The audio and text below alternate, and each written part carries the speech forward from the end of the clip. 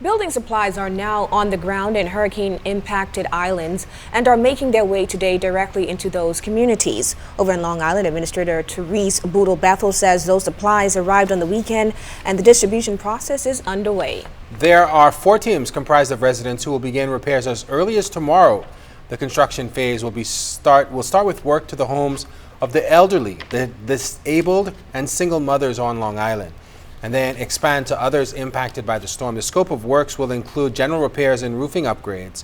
The current shipment of supplies to the island is being described as quite adequate to get those projects started in the various communities severely hit by the storm. As government begins its efforts to rebuild on islands devastated by the storm in question, really now becomes, is it relocation the biggest concern? Many residents in coastal and low-lying settlements bore the brunt of the Category 4 storm, leaving hundreds homeless. Janae Noel Ferguson takes a closer look tonight.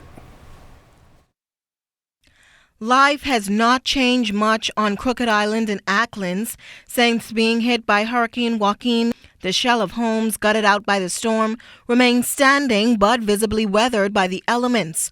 Garbage and debris decorate the trees from the nearby dump. Water levels on Crooked Island remain considerably high, and roads in Acklands are destroyed, making transportation a tremendous challenge. Meanwhile, those residents that remain on those islands grow wary of its state of affairs. Now, during a recent visit, the Member of Parliament for Mical, Agriculture and Marine Resources Minister V. Alfred Gray updated residents on the government's rebuilding process. One of the primary concerns expressed was the option to relocate to higher ground. Is the government prepared to assist in a speedy and a timely response in the application of Crown land for these people to relocate? Because we know that Crown land application is a long and drawn-out process. Response comes 7 to 10 years later. So we want to know now, if persons apply, is there going to be a timely response to applicants?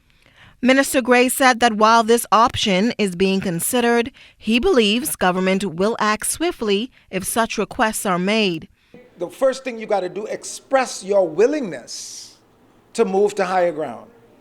And because this is the hurricane response, I think the government will respond, if only giving you permission to get on the land within the next several weeks so that you can start your whatever. Because the paper itself might take a little while, but if you get government approval to move and do what you need to do on the land, that may be what is urgently required. And I feel that I can speak sufficiently with authority that if you make the application to move from where you were to where you would like to be because of the hurricane, you hear me add that?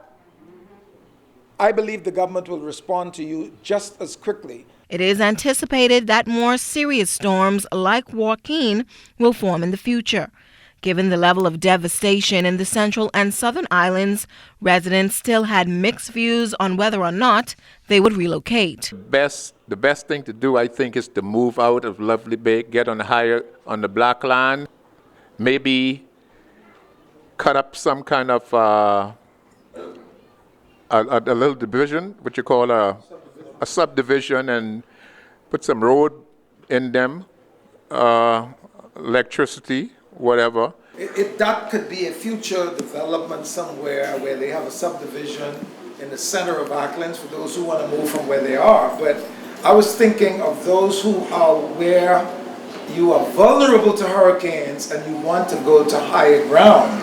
That's what I was talking about. But a subdivision is a good idea, but it wouldn't be the response to this hurricane that we are dealing with right now.